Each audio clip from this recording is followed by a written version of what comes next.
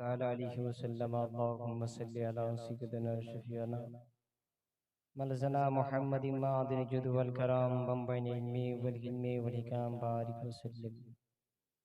صلى عليك صلاة وسلاما عليك يا رسول الله صلى الله تعالى عليه وسلم. شرورا شها كريما دستغير أشرفا حرمة روح پیامبر نظر کن سوئے با. اے اشرفی زمانہ زمانہ ہی مدد نما در ہے وستاراز کلیدی کرم کشا. دیکھ ہم ستنطفی بها حر الوائل حاتمہ المصطفى والمرتضى وابناهما والفاطمہ.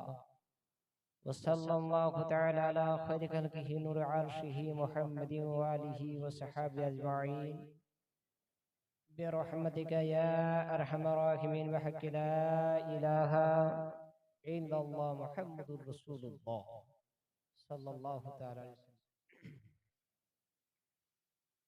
الحمد لله الحمد لله نحمده ونستعينه ونستغفره ونؤمن به ونتوكل عليه ونعوذ بالله من شرور أنفسنا ومن سيئات أعمالنا. من يهده الله فلا مضل له ومن يضلله فلا هادي له. ونشهد أن لا إله إلا الله وحده لا شريك له. ونشهد أن وسيدنا وعوننا وغوثنا وقياسنا محمدا عبده ورسوله. أما بعد فأعوذ بالله من الشيطان الرجيم. بسم الله الرحمن الرحيم.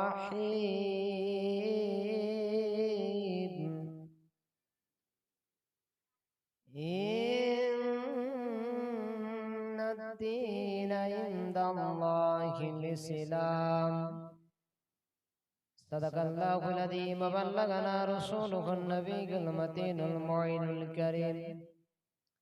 قال الله تعالى في شان حبيبه إن الله وملائكته يصلون على النبي يا أيها الذين آمنوا صلوا عليه وسلموا تسليما. اللهم على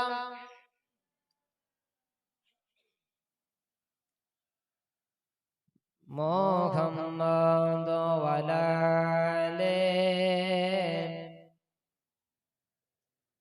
وعلى آله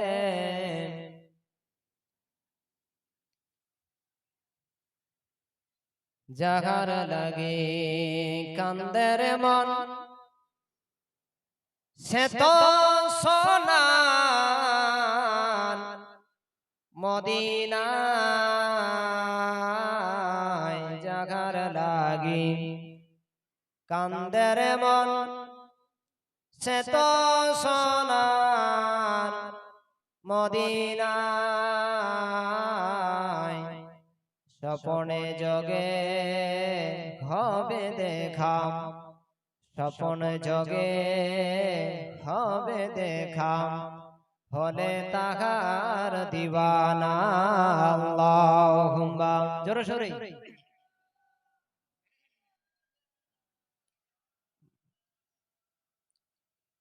ওয়ালা আলিহি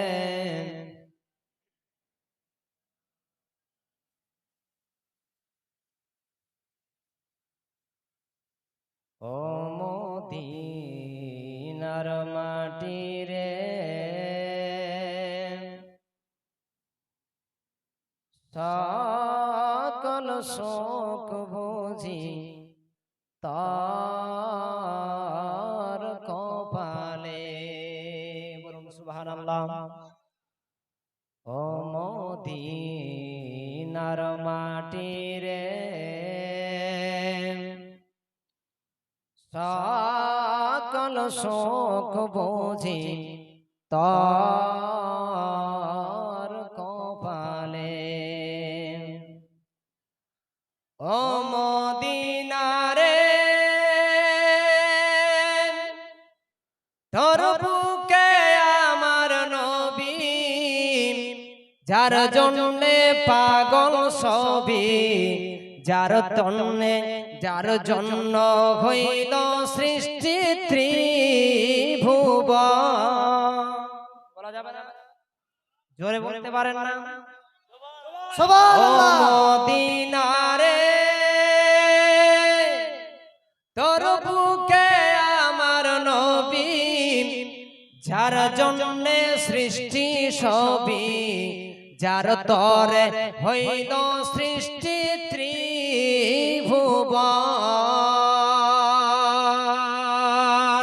কাঁদি আমি সারাক্ষণে, কখন যাইব সেইখানে।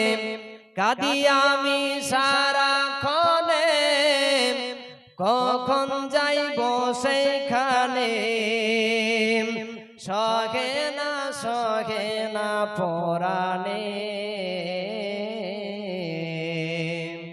ও মদিনার মাটি রে সকল শোক বুঝি তার কপালে। ও মদিনা রে আমি যদি পাখি হতাম, উড়ে উড়ে যেতাম আমি, থাকতো না আমার কোনো জ্বালাতন। মদিনা যদি যেতে পারতাম অন্তরে কোনো জ্বালা থাকতো না। থাকতো ভাই? কারণ মদিনা এমন একটা জায়গা, যেই মদিনা ইতিপূর্বে আমার বিশ্বনবী সাল্লাল্লাহু আলাইহি সাল্লামের জন্মের পূর্বে ইসরাফ নামটা ছিল। কি নাম ছিল? ইসরাফ নাম ছিল। কিন্তু আমার নবী যখন ওই সোনার মদিনাতে পা রাখলেন, ইসরাফ নাম থেকে পরিবর্তন হয়ে সোনার মদিনায় পরিণত হল। ইসরাফ মানে হলো অলক্ষণের দেশ, কুলক্ষণের দেশ, যেখানে অসুখ বেসুখ বেদি বারাম বেশি থাকত। সেই মদিনার যদি আমরা অধিবাসী হতাম, নিশ্চয়ই আমরা ভাগ্যবান হতাম না ভাই? তাই বলছে ও মদিনা রে আমি যদি পাখি হতাম, উড়ে উড়ে যেতাম আমি, থাকতো না মনে কোনো জ্বালাতন।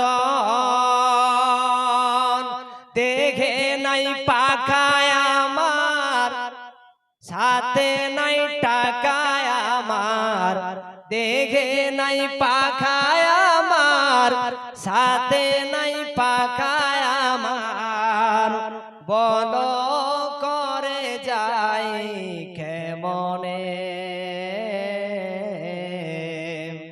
ও মদিনার মাটি রে সকল শোক বুঝি তার কপালে। বলুন একবার সুবহানাল্লাহ। চিল্লায় বলুন সুবহানাল্লাহ। ও মদিনা রে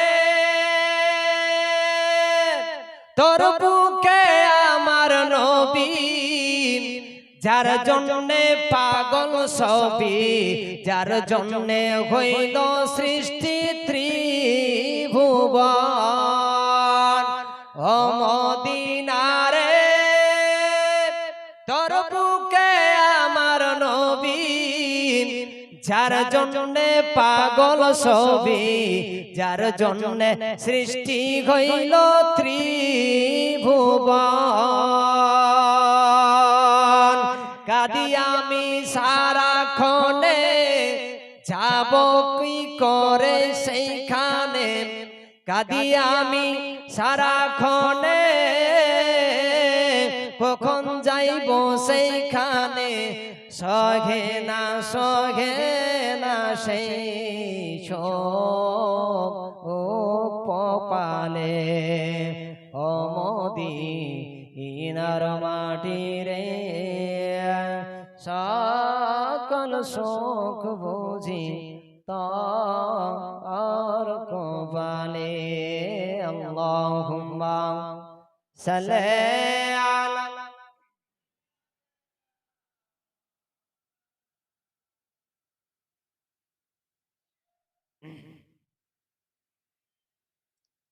ওয়ালা আলে।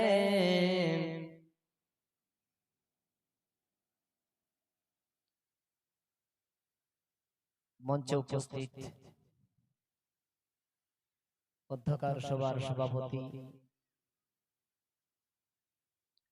উলামায়ে কেরাম, দিক বেদিক থেকে আগত কর্তৃপক্ষদের মনোভূত বাবা, ভাই, পর্দানাশী মা বোন, সন্তান সমতুল্য কচি কাঁচা বাচ্চা বাচ্চিরা, সর্বপ্রথমে জানাই আমার অন্তরের আন্তরিক স্থল থেকে সালাম। আসসালামু আলাইকুম ওয়া রাহমাতুল্লাহি ওয়া বারাকাতুহু। যাবতীয় প্রশংসা, গুণভাজন, গুণ তারিফ সেই মহান স্রষ্টার দরবারে, যিনি অক্ষয় অব্যয় নিরাকার নিরঞ্জন ওয়াহদাহু লা শারীক, যিনি কুম শব্দ দিয়ে সাতবক আসমান জমিনকে সৃষ্টি করেছেন, ফায়াকুন দিয়ে সমাপ্ত ঘটাবেন,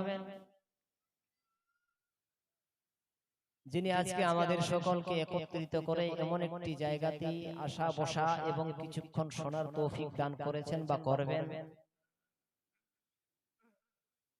যিনি হায়াতের মালিক, যিনি জীবনের মালিক তথা কুল কায়নাতের মালিক, সেই মহান স্রষ্টার একবার শুকরিয়া জ্ঞাপন করি, বলুন আলহামদুলিল্লাহ। তারপরে পরে বিশ্ব রাসূল নূরের পুতুল আমিনার বেটা আব্দুল মুত্তালিবের পিতা জনাবে মুহাম্মদুর রাসূলুল্লাহ সাল্লাল্লাহু তাআলা আলাইহি ওয়াসাল্লামের প্রতি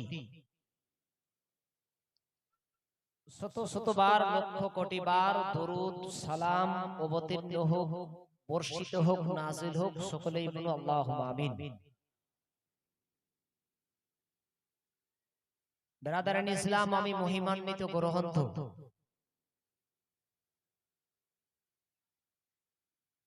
যার নাম হলো আল কোরআন। কি নাম? আল কোরআন। যার নাম হলো কোরআন শরীফ, যার নাম হলো কোরআন মাজিদ, যার নাম হলো কোরআনে করিম, যার নাম হলো কোরআনে হাকিম। এই নাম ব্যতীত আরো দুটি নাম পাওয়া যায়, সেটি হলো একটি শিফা, একটা হলো দোয়া। বলুন সুবহানাল্লাহ। এতগুলো কার নাম?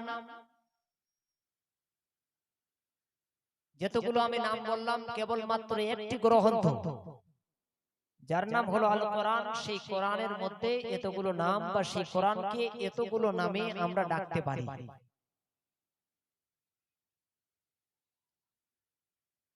আজকে সনাতন ধর্মের একটা পণ্ডিতকে দেখে বলবেন যে ভাই পণ্ডিত গোসাই, আপনার একটা ধর্মগ্রন্থ আছে, নামটা বলুন। সেই সনাতন ধর্মের পণ্ডিত বলবে আমার একটা ধর্মগ্রন্থ আছে, তার নাম হলো পুরাণ। বলবে না? দ্বিতীয়, তৃতীয়, চতুর্থ কোনো নাম বলে নাম নেই। একজন যদি বৌদ্ধ ধর্মের একটা লোককে বলা হয় তোমার ধর্মের নাম বলুন, সেও তার নাম ধর্মের নাম বলবে। কেউ বলবে আমার ধর্মের নাম শ্রী ভগবত, কেউ বলবে রামায়ণ, কেউ বলবে বেদ, কেউ বলবে পুরাণ, কেউ বলবে গীতা, ইত্যাদি ইত্যাদি। কিন্তু কোন ধর্মগ্রন্থ ইসলাম ব্যতীত কোন ধর্মের কোন গ্রন্থের মধ্যে একাধিক নাম নাই, কেবলমাত্র কোরআন ছাড়া। বলুন সুবহানাল্লাহ।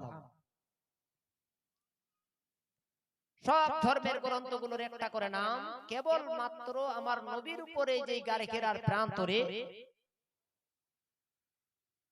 যেই গ্রন্থটা অবতীর্ণ হয়েছে, নাজিল হয়েছে, সেই গ্রন্থর কয়েকটা নাম পাওয়া যায় বা আমরা ডাকতে পারি। বলুন সুবহানাল্লাহ। আচ্ছা, আমাদের মধ্যে কারো মনের মধ্যে কি কোনো প্রশ্ন জেগেছে? কেউ আমরা কোরআন শরীফ বলে ডাকি, কেউ আমরা কোরআন মাজিদ বলে ডাকি, ডাকি না? একটু কথা বল। আমাদের মনে কি কারো এরকম বিবেক হয়েছে বা মনের মধ্যে প্রসঙ্গ জেগেছে যে আমি কোরআন শরীফ বলছি, কেউ কোরআন মাজিদ বলছে? নিশ্চয়ই দুটোর মধ্যে একটা কারেক্ট, ঠিক কিনা? একটা কিতাবের এতগুলো নাম, কারো মনের মধ্যে কোনো প্রসঙ্গ জাগে নাই, কেউ কোরআনকে নিয়ে আমরা ভাবিনি।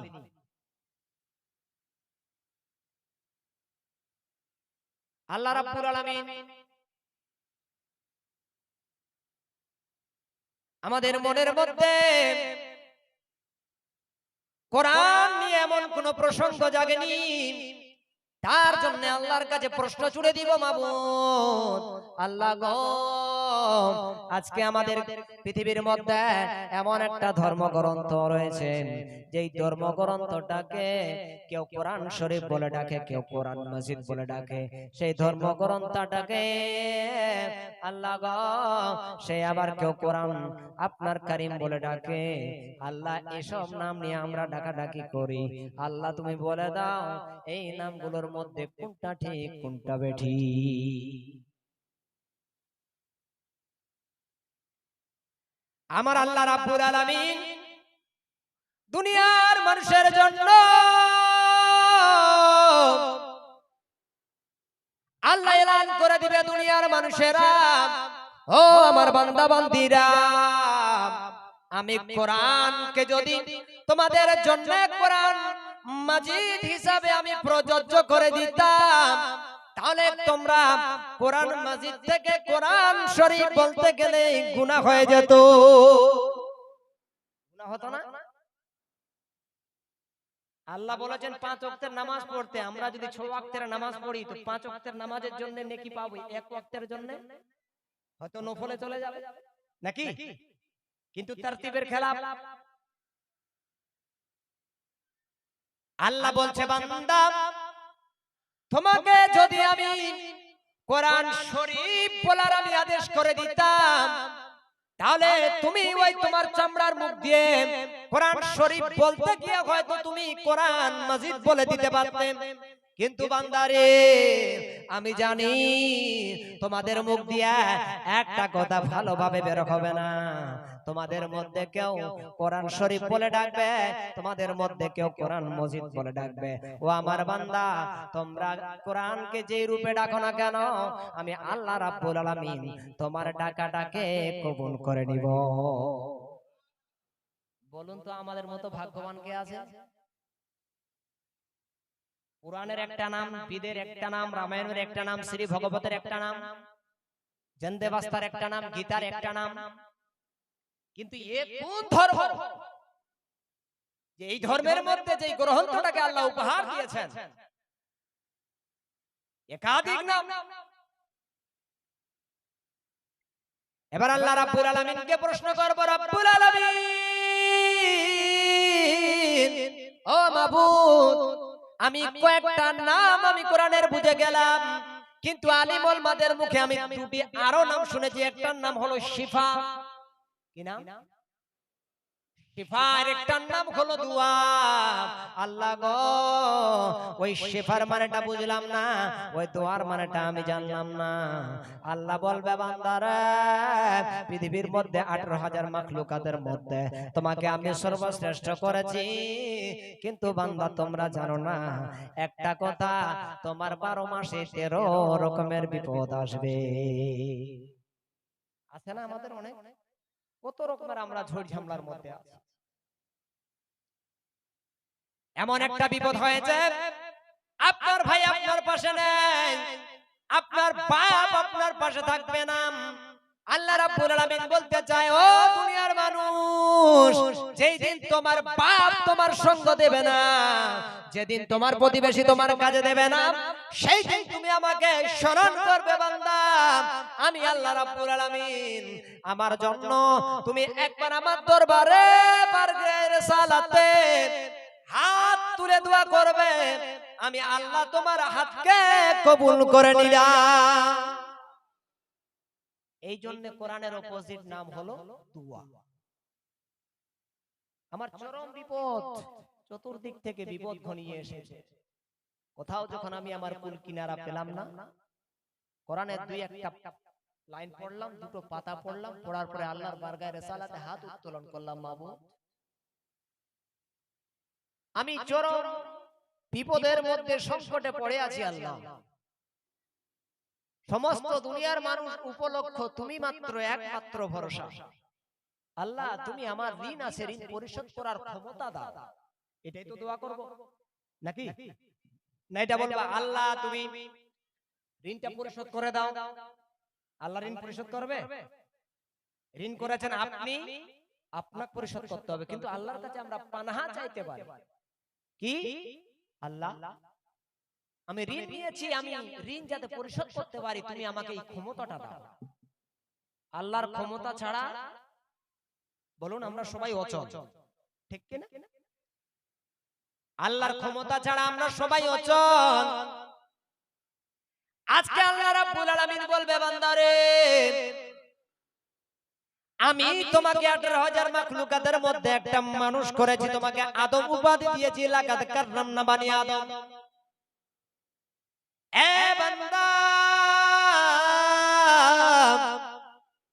তোমাকে যে আমি একটা হাত দিয়েছি বান্দারে, এই হাতটা তুমি যেতবার উঠানামা করবে, নড়াচড়া করবে, তোমার শরীরের মধ্যে, তোমার পিত্তথলি থেকে যতক্ষণ পর্যন্ত তোমার শরীরের রক্তগুলো চলাচল করবে, বান্দা এই রক্তগুলোর যদি আমি কিলোমিটার হিসাবে আমি আয়তন লাগিয়ে থাকি, তাহলে কয়েক হাজার কিলোমিটার রাস্তার দূরত্ব হবে। এতগুলো আমার শরীরের মধ্যে রক্ত চলছে, এটা যদি এক হাত দু হাত করে নাপানাপি হতো, সারা দিন রাত্রিতে আমার আপনার শরীরের রক্ত চলছে। এর জন্য কি আল্লাহর কাছে শুকরিয়া কেউ আদায় করেছি? দাও। আল্লাহ বলছে বান্দা, বলবে বান্দা তোমার কোরআন শিক্ষা তোমার কাছে আছে, তুমি দু চারটি পাতা পড়ে আমার কাছে দোয়া চাইবে, আল্লাহ তুমি আমার ঋণ পরিশোধ করার ক্ষমতা দাও।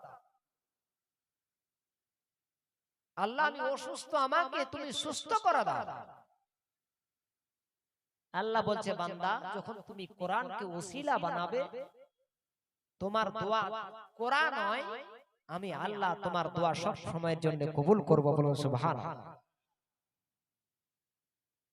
এবার ওই আল্লাহ রাব্বুল আলামিন কে আবার একটা প্রশ্ন করব, মাবুদ ও রাব্বুল আলামিন, শিফা কোরআনের আরেকটা নাম, সেই নামটা আমি জানলাম না। আল্লাহ বলে বান্দারে যেদিন তোমার কেউ সঙ্গ দেবে না, যেদিন তোমার কেউ কাজে আসবে না, তুমি এমন একটা অসুস্থর মধ্যে পড়েছো, অসুখ হয়েছে, যার জন্য তুমি চেন্নাই যাবে, যার জন্য তুমি ভ্যালেটে যাবে, যার জন্য তুমি বেঙ্গালোরে যাবে, কিন্তু তুমি তোমার অসুখ অনুযায়ী তোমার ওষুধ তুমি পেলে না। হচ্ছে না এরকম? বলুন তো, কারো যদি জ্বর হয়, ওকে যদি মেট্রোজেল খেলান ভালো হবে? হবে? সব শিক্ষিত সমাজের লোক বসে আছেন, দাদা আপনারা, দাদা ওই প্যান্ডেলের ধারে দ্বারা বসে মানে দাঁড়িয়ে আছেন, আপনি আপনাদের কাছ থেকে মাত্র 10 মিনিট সময় চাই, 10 মিনিটের জন্য অন্তত বসুন, 10 মিনিটের জন্য বসুন। আপনি দাঁড়িয়ে আছেন, আশা করা যায় বসা মানে কি বলছে, বসে থাকার থেকে দাঁড়িয়ে থাকাটা বেশি ভালো নয়। বসে যখন আপনি শ্রবণ করবেন, থাকবেন, আপনার শুনতেও ভালো লাগবে, আমার বলতেও ভালো লাগবে। এই জন্য যে এটা হতে পারে বোরাকুড়ির কোনো একটা গ্রাম, কিন্তু কোনো একজন শায়ের বলছে, যা জিক্রে হাবিব होता है खुदा खुद करीब होता है और उस महफिल में बैठने वाला खुश नसीब होता है। জিক্রে হাবিব, জিকির মানে হলো আলোচনা করা, হাবিব মানে আল্লাহর নবী, আল্লাহর হাবিব। নবীর আলোচনা যে জায়গাতে করা হবে, আল্লাহ আমার নবীকে এত ভালোবাসেন যেখানে নবীর আলোচনা করা হবে আল্লাহ সেই জায়গাতে হাজির হয়ে যাবে, খোদা খুদ কাছাকাছি হয়ে যাবে। আর যেই জায়গাতে আল্লাহ অতি নিকটবর্তী হয়ে যাবে সেই জায়গার মানুষেরা ভাগ্যবান হবে, বলুন সুবহানাল্লাহ। ভাগ্যবান কিনা আপনারা বলুন তো? ভাগ্যবান নয়? এই মাহফিলটা প্রতিদিন হবে? প্রতিদিন হবে না। আর সবার মাহফিল, এই সবার ভাগ্যে এই মাহফিল জুটবে না। আমরা অবশ্যই কি বলছে ভাগ্যবান, তার জন্য কবি বলছে শোনো মুসলমান নবীর জয়গান, এই বরাকুড়ি গ্রামবাসী সবাই ভাগ্যবান। বলা যাবে না একবার সুবহানাল্লাহ? চিল্লাই বলা যাবে না একবার জোরে সোরে সুবহানাল্লাহ? শোনো মুসলমান নবীর জয়গান, এই বরাকুড়ি এলাকাবাসী সবাই ভাগ্যবান। আসিল যারা এই মাহফিলে, বসিল যারা এই মাহফিলে, আসিল যারা এই মাহফিলে, বসিল যারা এই মাহফিলে, সবাই লেগে সার। শোনো মুসলমান নবীর জয়গান, এই বরাকুড়ি গ্রামবাসী সবাই ভাগ্যবান। জান্নাতের বাগানে এলে গুনাহ ঝরে যায়, জাহান্নামী হয়ে কেউ জান্নাতি যে হয়। এই মাহফিলটা কোন মাহফিল? জান্নাতি মাহফিল। এই জন্য বলা যায় যে একজন সুদখোর, ঘুষখোর, বেনামাজি ব্যক্তি দেখা গেল এরকম একটা জালসাতে এসেছে, মানুষের সঙ্গে বসে যে একজন আলিমে দ্বীনের মুখের কিছু আলোচনা, কোরআন হাদিসের কথা শোনার পরে বলুন তওবা করতে পারে কিনা? পারে না? ভুল ভাঙতে পারে না? এই মাহফিলটার মধ্যে আসলে সেটা সম্ভব যেটা গরুর হাটে সম্ভব নয়। একজন ঘুষখোর, মদখোর, জুয়াখোর, গুনাহগার ব্যক্তি এরকম মাহফিলের মধ্যে যদি আসার পর বক্তা শুনে, শোনার পরে তার মন যদি পরিবর্তন ঘটে, যদি এই মাহফিল থেকে যদি তওবা করা যায়, বলুন তার জন্য জান্নাতের দরজা খুলবে কি খুলবে না? খুলবে না? কোন একটা মানুষ খারাপ থেকে বর্জন করে নামাজি হয়ে যাবে, সৎ পথের প্রতীক হয়ে যাবে। যখন সে সৎ পথে চলবে, নামাজ পড়বে, আল্লাহর হুকুমকে মানবে, বলুন তার জন্য জান্নাত ওয়াজিব কিনা? অবশ্যই। এই জন্য বলছে জান্নাতের বাগানে এলে গুনাহ ঝরে যায়, জাহান্নামী হয়ে কেউ জান্নাতি যে হয়। জান্নাতের বাগানে এলে গুনাহ ঝরে যায়, জাহান্নামী হয় কেউ জান্নাতি যে হয়। জান্নাতের খবর পেতে, জান্নাতের খবর পেতে এসো মুসলমান। শোনো মুসলমান নবীর জয়গান, এই বরাকুড়ি গ্রামবাসী সবাই ভাগ্যবান। বরাকুড়ি এলাকাবাসী সবাই ভাগ্যবান। আসিল যারা এই মাহফিলে, বসিল যারা এই মাহফিলে, আসিল যারা এই মাহফিলে, বসিল যারা এই মাহফিলে, সবাই এগেছান। শোনো মুসলমান নবীর জয়গান, এই বরাকুড়ি গ্রামবাসী সবাই ভাগ্যবান। আল্লাহুম্মা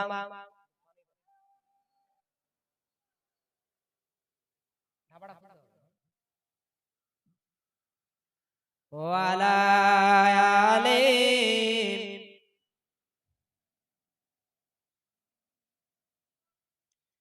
সাল্লু আলা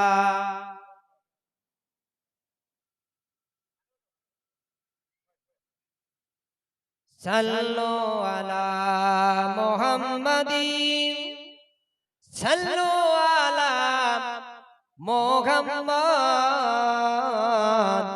হরদম জবান সে নিকালো, হরদম জবান সে নিকালো পাক নামে মুহাম্মদ। আল্লাহুম্মা পড়ুন সাল্লি আলা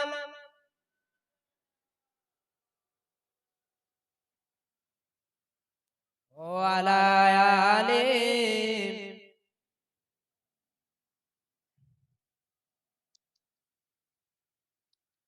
তো বলতেছিলাম বাবা, আল্লাহকে যদি প্রশ্ন করি যে আল্লাহ আমি শিফা কথাটা জানলাম না। আমাদের মধ্যে অনেকগুলো রোগী যেগুলা চেন্নাই যায়, ভেলোরে যায়, কাটিয়ার মেডিকেল কলেজে যায়, কিন্তু যাবার পরে চিকিৎসা না পেয়ে বাড়িতে ফিরে আসে না। কেন আসে না? আল্লাহ বলছে বান্দা পৃথিবীতে এরকম কোন রোগ সৃষ্টি আমি করিনি যে যার ঔষধ তৈরি করার পদ্ধতি আমি মানুষকে বলে দেই। যতগুলো অসুখ ব্যাধি ব্যারাম পৃথিবীতে এসেছে তত অসুখ ব্যাধি ব্যারামের জন্য আমি ঔষধ তৈরি করার পদ্ধতি মানুষকে বলে দিয়েছি। এখন মানুষ যদি তৈরি না করে তো ভুলটা কার? আল্লাহর নাকি যে তৈরি করলো না তার ভুল? যে তৈরি করলো না তার ভুল। একটা মানুষের যদি বলুন পাতলা পায়খানা হয়ে থাকে, ওকে যদি কেউ প্যারাসিটামল খিলায় বলুন ভালো হবে? হবে? এদিকের কেউ প্যারাসিটামল খান তো? তো কারো যদি পাতলা পায়খানা হয় ওকে যদি প্যারাসিটামল দেন কাজ করবে না। কারণ এক একটা অসুখের জন্য এক একটা মেডিসিন আলাদা আছে। পাতলা পায়খানার জন্য আপনাকে দিতে হবে মেট্রোজিন নাকি? আরো অন্য কোম্পানির অনেকগুলো ওষুধ আছে, স্যালাইন দিতে হবে, কিন্তু জ্বর যদি হয় ওকে মেট্রোজিন কাজ হবে? হবে না। ওকে প্যারাসিটামল দিতে হবে, ডোলো দিতে হবে, বিভিন্ন রকমের ওষুধ আছে। তার উপরও যদি কোন ব্যক্তি যদি তার অসুখ মোতাবিক ওষুধ না পায়, আল্লাহ বলবে বান্দা তুমি যখন কোরআন তোমার সিনার মধ্যে থাকবে, তুমি বিভিন্ন জায়গা থেকে ঘুরে এসেছো, আসার পরে তুমি কয়েকটি কোরআনের ছন্দ, কয়েকটি তুমি লাইন পড়ে আমার কাছে আরোগ্য লাভের জন্য দোয়া চাইবে, সুস্থতা কামনার জন্য দোয়া চাইবে। বান্দা আমি আল্লাহ তোমার হাতকে কখনো ফিরাবো না, আমি তোমাকে সুস্থতা দান করিব। বলুন সুবহানাল্লাহ।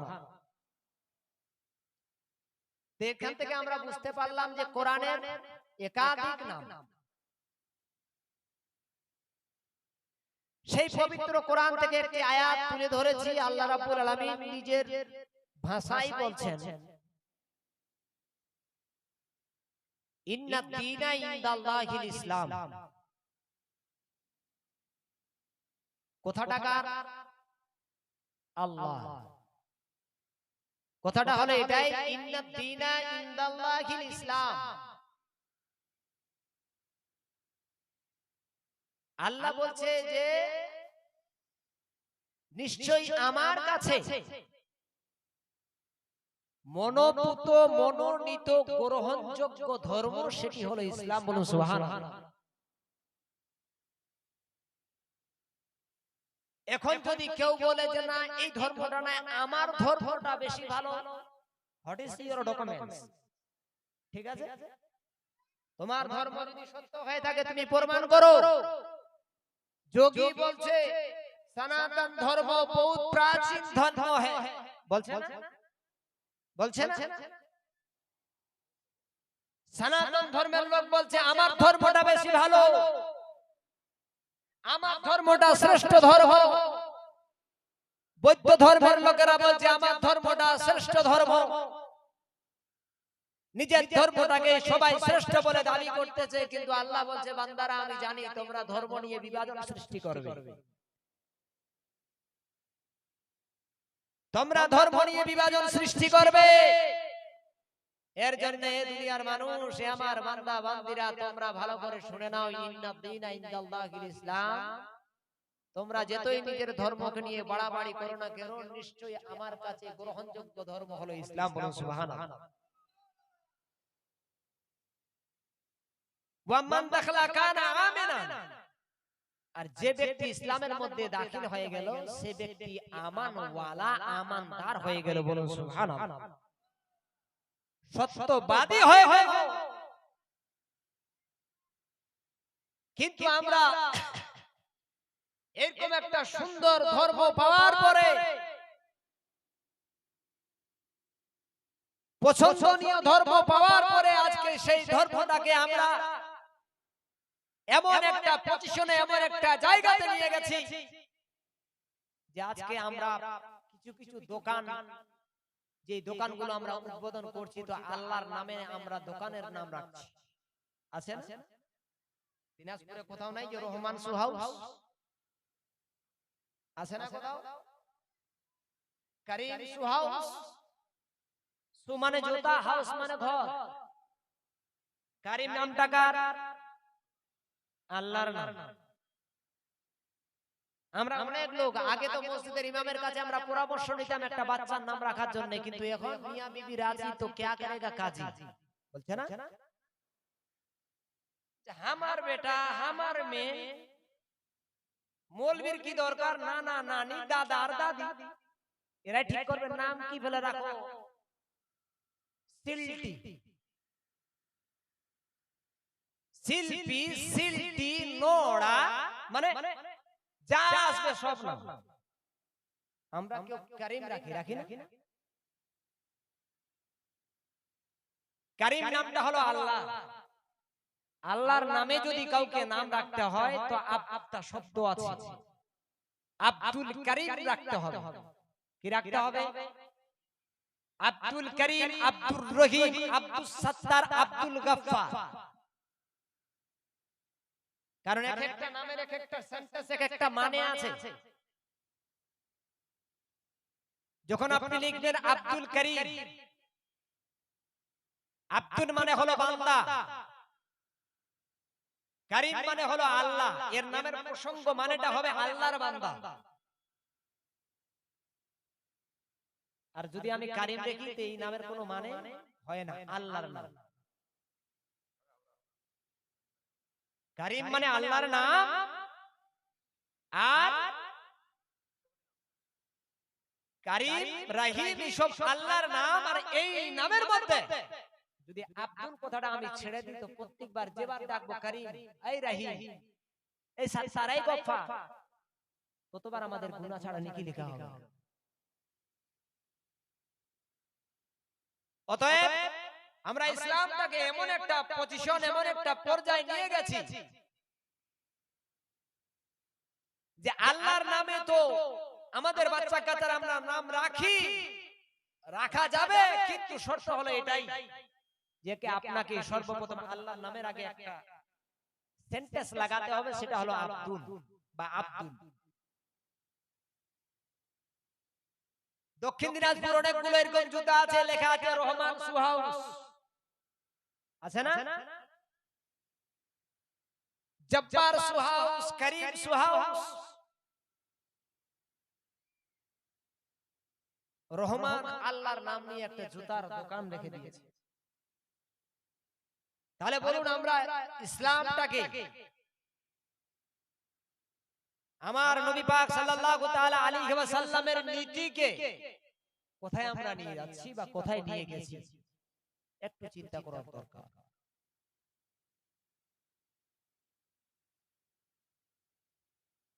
এই জন্য আল্লাহ আগে বলছে, বান্দা আমার কাছে গ্রহণযোগ্য ইসলাম ধর্ম, আর সেই ধর্মের মধ্যে যারা দাখিল হবে তারা আমানওয়ালা এবং ঈমানদার হয়ে যাবে। বলুন সুবহানাল্লাহ। আচ্ছা বলুন তো এখানে যারা আমরা সবাই আছি সব ঈমানদার কিনা? কে কে ঈমানদার হাত খাড়া করুন। মাশাআল্লাহ। যাই হোক, যে কোটা হোক হাত উঠেছে, ঈমানদার বটে, কাচ্চা না পাক্কা জানার বিষয় নাই। প্রত্যেকটা জিনিসের কোয়ালিটি দুটো। চাঁদনি লুঙ্গি তিনটা কোয়ালিটি, লাট্টু লুঙ্গির দুটো কোয়ালিটি। তো আমরা যখন ঈমানদার বলে দাবি করতেছি, তো আমাদের মধ্যে কোয়ালিটি নাই? আমাদের মধ্যে যদি কোয়ালিটি না থাকতো আল্লাহ কোরআনে এই আয়াতটা নাযিল করতেন না। আল্লাহ বলছেন, ইয়া আইয়ুহাল্লাযীনা আমানু দুখুলু ফিস সিলমি কাফা। এই ঈমানদারগণ, এই ঈমানদারগণরা, এই ঈমানদারগণেরা তোমরা ইসলামের মধ্যে পুরোপুরি ভাবে দাখিল হয়ে যাও, পুরোপুরি ভাবে। ওয়ালা তাত্তাবিউ খুতুবাতিশ শায়তান, এবং শয়তানের নকশে কদমে তোমরা চলিও না, শয়তানের অনুসরণ করে চলিও না।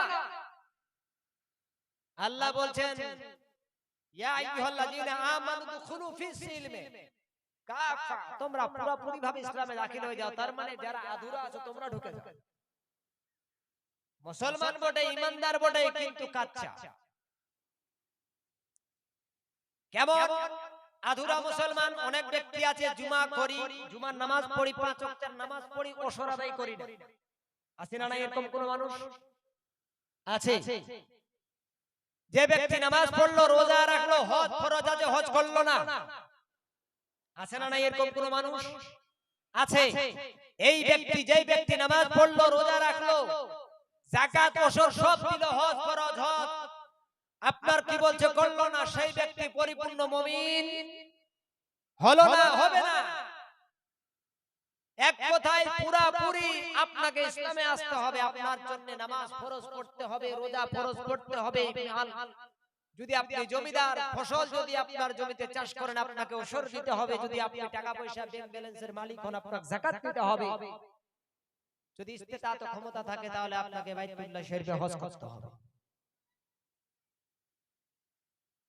এই পাঁচটা ভিত্তির উপর যদি আপনার পরিপ্রেক্ষিতে আমল থাকে,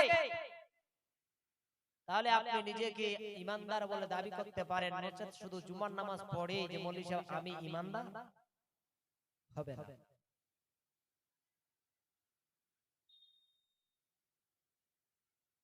এই ইমানদারের কথা বলতে গেলে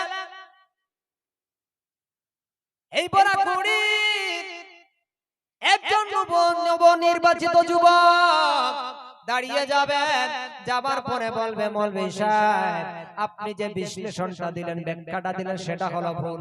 আমি হলাম ইমানদার, আমি হলাম ইমানদার। তাকে যদি প্রশ্ন করা হয় হোয়াট ইজ ইওর ডকুমেন্টস, বরাকুড়ির যুবক বলো বলো তুমি হলে ইমানদার, কিন্তু তোমার ইমানদারের কি প্রমাণ আছে? কেউ যদি বলে জমিটা আমার, তো আপনি প্রমাণ চাইবেন না?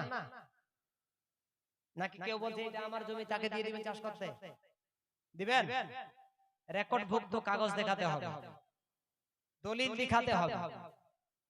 একটা ছেলে যদি বলে আমি ইমানদার, তাকে বলতে হবে তুমি ইমানদারের পরিচয় দাও, তোমার কাছে কি দলিল আছে? একটা ছেলে দাঁড়িয়ে বলবে মৌলভী সাহেব আমার মধ্যে এটাই হলো প্রমাণ, এটাই হলো দলিল যে আমি আমার মাথাতে সারা দিন আমি ঘোরাফেরা করি, এই মাথার মধ্যে আমি সুন্দর একটা টুপি ব্যবহার করি। কি ব্যবহার করে? টুপি।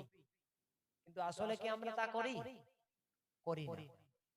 ছোট ছোট এই গুনেগার অধম আলিম যখন এসে পৌঁছেছে, একটা উপদেশ আপনাদেরকে দিব।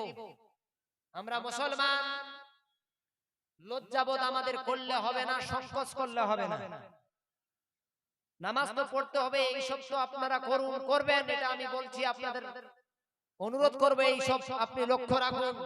তার সাথে সাথে আপনার একটা ছেলে যদি গঙ্গারামপুর যায়, বালুরঘাট যায়, মালদাতে যায়, পকেটের মধ্যে একটা আপনি টুপি রাখবেন, মাথাতে না দিতে পারবেন। কেন? এই জন্য টুপি রাখবেন, আপনার হায়াতের কথা বলা যাবে না। যদি আপনি বালুরঘাট যান, বালুরঘাট যেতে যেতে পথ দুর্ঘটনায় যদি আপনার মৃত্যু হয়, আপনার মাথার উপর দিয়ে একটা 12 চাকা গাড়ির যদি আপনার চাকা চলে যায়, মুখমণ্ডলটা যদি না চিনা যায়, পুলিশ প্রশাসনের লোক আসবে, আসার পরে আপনার পকেটের মধ্যে হাত দিবে, হাত দেওয়ার পরে যদি আপনার পকেট থেকে সুট থেকে যদি একটা টুপি বেরিয়ে যায়, ওই পুলিশ প্রশাসনের লোকেরা জেনে যাবে এটা হলো মুসলিম ছেলে, এটা মুসলিম ছেলে। তার জন্য তার আলাদা রকম সৎ কাজ করার ব্যবস্থা করবে, করবে না? কিন্তু দেখা গেল একটা রুমাল পাওয়া গেল, আর আপনার নামে কোনো আধার কার্ড ভোটার কার্ড পাওয়া গেল না। দেখা গেল কোনো ব্যক্তি খবর পেল না, সেই ছেলেটার সন্ধান পেল না, সেটা বালুঘাট নিয়ে যাবে, পোস্টমর্টম করবে। করার পরে যেহেতু আমরা জানি বাবা তাদের নেচার আচারে ওই চিতার আগুনে জ্বালিয়ে সেই ব্যক্তিটাকে তারা সৎ কাজ করবে। একটা টুপি 5 টাকা দামের টুপি আমরা পকেটে রাখতে পাবো না?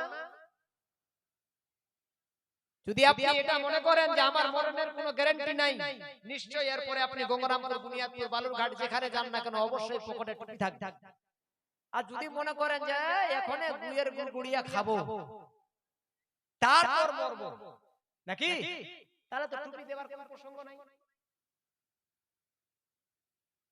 যদি মনে করেন যে না আমার মরণের কোনো গ্যারান্টি নেই, আজকে আছি কালকে আমি তোপনে গিয়ে অ্যাক্সিডেন্ট হতে পারে, দুর্ঘটনা হতে পারে, তাহলে এই যুবক, বরাকুড়ির যুবক, নিশ্চয় আপনি কলেজে গেলেও একটা পকেটে ছোট্ট জায়গা লাগবে আপনার একটা 5 টাকার জালি টুপি রাখতে, যাতে প্রশাসন বুঝতে পারে যে ছেলেটা হলো মুসলিম ঘরের ছেলে।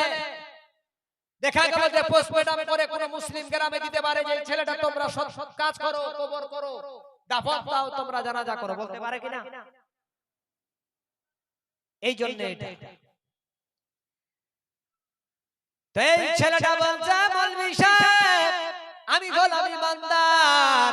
তাকে যদি বলা হয় হোয়াট ইজ ইওর থিওলজি, তোমার কি প্রমাণ প্রুফ আছে, ওই বরাকুড়ের আপনার যুবকটা দাঁড়িয়ে যাবে, মৌলভী সাহেব আমি সব সময়ের জন্য মাথার মধ্যে একটা টুপি ব্যবহার করি, যে টুপিটা ব্যবহার করার কারণে আমি আমাকে ইমানদার দাবি করি।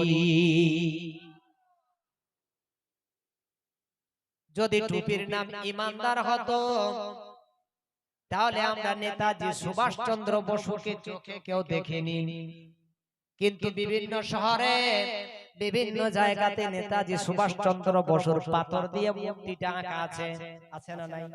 আছে না? পাথর দিয়ে মূর্তি আঁকা আছে, আর ওই মূর্তির মাথার মধ্যে একটা দেখতে পারা যায় একটা টুপি দেওয়া আছে। যদি টুপির নাম ইমানদার হতো তাহলে বিগত 70 থেকে 72 বছর পূর্বে নেতাজি সুভাষচন্দ্র বসুর নামে ইসলামিক স্টাডিজ তৈরি হতো। হয়েছে কি এরকম স্টাডিজ তৈরি? হয় নাই। স্টাডিজ তৈরি হয়েছে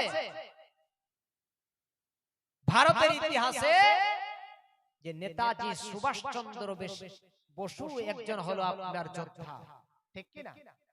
দেশ স্বাধীনের ক্ষেত্রে উনার খুব অবদান আছে, উনি রক্ত দিয়েছেন, এটা অস্বীকার করার জায়গা নেই। কিন্তু বাবা বলুন নেতাজি সুভাষচন্দ্র বসুকে কি ইমানদার বলা যাবে? যাবে? যাবে। আরো একটা দাঁড়িয়ে যুবক ছেলে দাঁড়িয়ে গেল, জানার পরে সেই ছেলেটা বলছে মৌলভী সাহেব আমি ইমানদার। তাকে যদি জিজ্ঞাসা করা হয় তুমি ইমানদার, তোমার ইমানদারের পরিচয় কি? ওই ছেলেটা বলছে মৌলভী সাহেব আমার মুখের মধ্যে এত সুন্দর দাড়ি আছে, যে সুন্দর দাড়ি হলো আমার ইমানের একটা দলিল।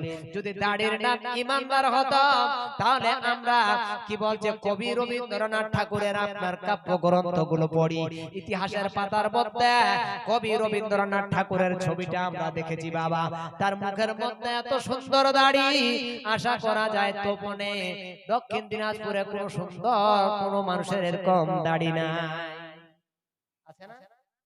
রবীন্দ্রনাথ ঠাকুরের মুখে দাড়ি দেখেননি ছবিতে?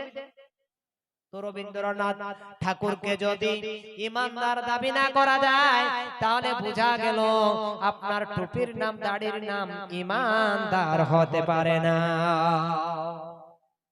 ইমানদার টুপি দাড়ির নাম না।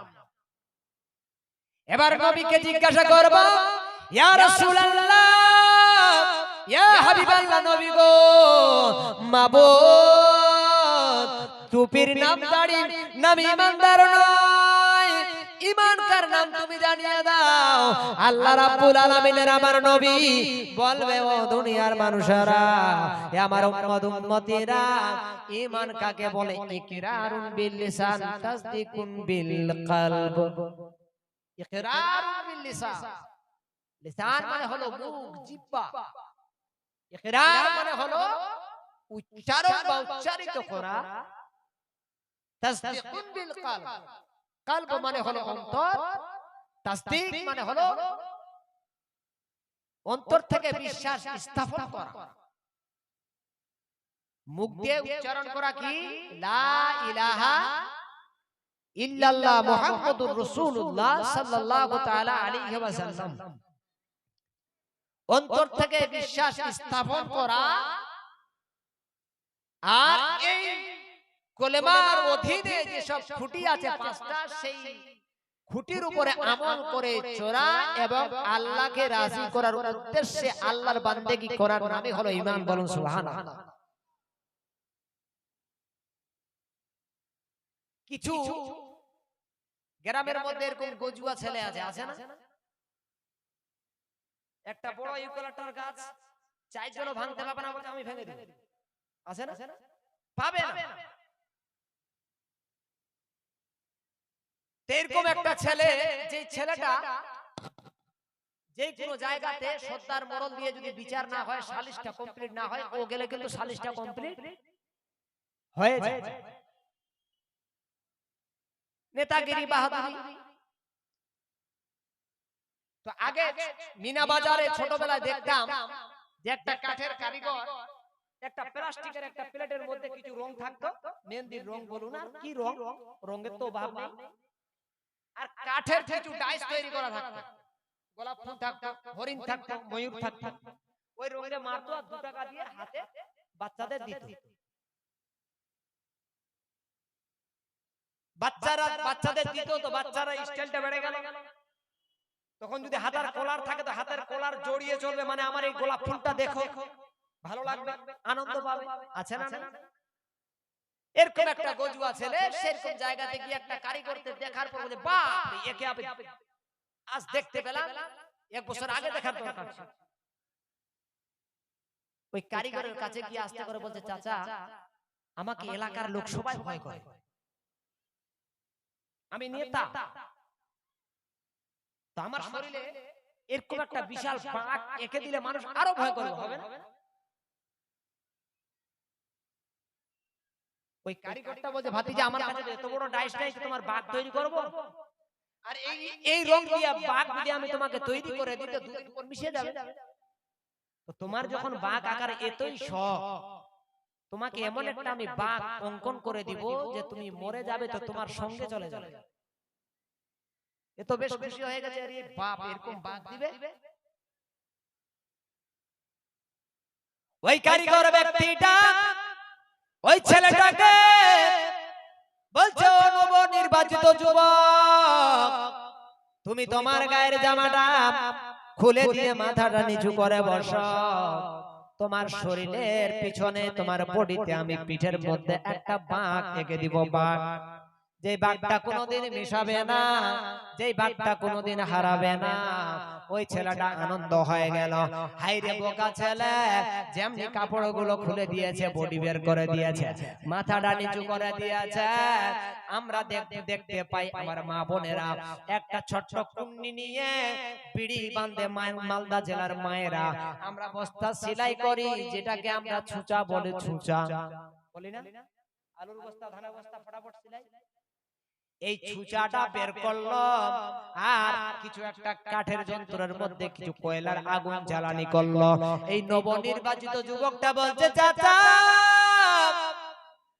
এই আগুন জ্বালানি করছো, এর কারণটা আমি জানলাম না, বুঝলাম না। চাচা গো, এই আগুনটা জ্বালার কারণটা কি?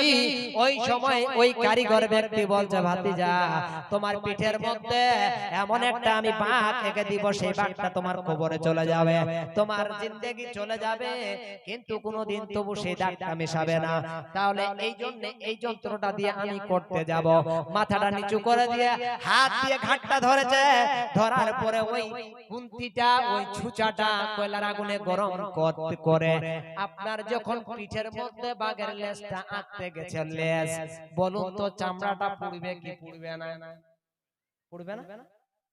সামান্য বিড়ি ধরাতে গিয়ে দু আঙ্গুল দূর থেকে একটু যদি তাপ লেগে যায় তো 4 দিন ধরে ঠোঁটটা ভালো লাগে না, নাই হয় না এরকম? তো ওটা যদি আপনার কয়লার আগুনে জ্বলিয়ে আর যদি চামড়ার মধ্যে বসা যায়, চামড়াটা পুড়বে, কাটবে, যন্ত্রণা হবে। যখন কেবলমাত্র বাঘের লেজটা আটতে গেছে, ওই নবনির্বাচিত যুবকটা বলছে, ও আমার চাচা, তোমার কাছে অনুরোধ করে বলি চাচা, ওই আগুন দিয়ে হিট করার যন্ত্রটা তুমি তুলে নাও। এই যন্ত্রটা আমার পিঠের মধ্যে বড় যন্ত্রণা দেয়। ওই সঙ্গে সঙ্গে কারিগরটা ওই লোহার আগুন দিয়ে হিট করা ওই যন্ত্রটাকে তুলে নিলেন। নেওয়ার পরে বলছে, ভাতিজা বাঘ অঙ্কন করবে না, বাঘ আঁকবে না। বলছে, চাচা বাঘের লেজ বাদ দিলে হয় না। বলছে হবে। ছেলেটা বলছে, লেজ বাদ দিলে হয় না? বলছে হবে। লেজ কাটা বাঘ হোক। লেজটা বাদ দিয়ে দিল।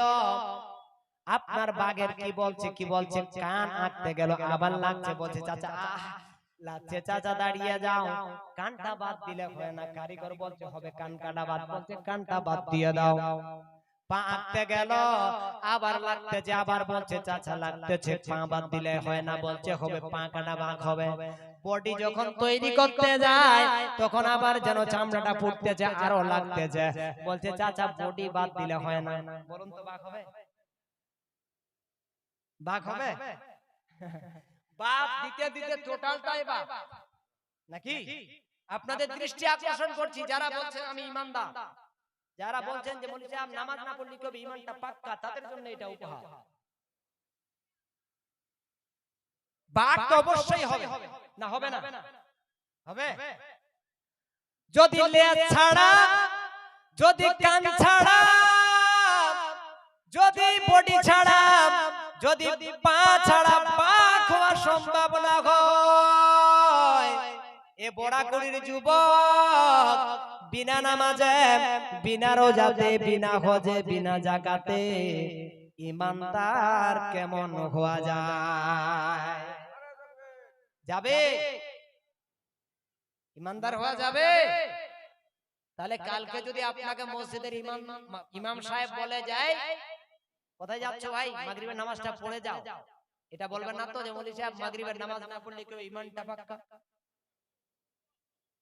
অনেক এরকম লোক আছে, এই আজান হয়ে গেছে ভাই নামাজটা পড়ে যান, এই ইমাম সাহেবদের কোনো কাম নেই, নামাজ। আরে নামাজ তোমরা পড়ো, আমি নামাজ না পড়লে কি হবে, ঈমানটা পাক্কা, এটা বলবেন না তো? এক্স্যাক্টলি এটাকে যদি আপনি অ্যাকসেপ্ট করেন যে লেজ ছাড়া, কান ছাড়া, পা ছাড়া, বডি ছাড়া যদি বাঘ যদি আপনি সম্ভব মনে করেন যে না হওয়া সম্ভব, তাহলে বিনা নামাজে, বিনা রোজা, বিনা হজ যাকাতে ইমানদার হওয়া কোনদিন সম্ভব নয়। অবশ্যই আপনাদের কাছে আমার রিকোয়েস্ট থাকবে, ইমানদার হতে গেলে যে সব জিনিসের প্রয়োজন সেই সব জিনিসের দিকে আপনারা ধাবিত হন।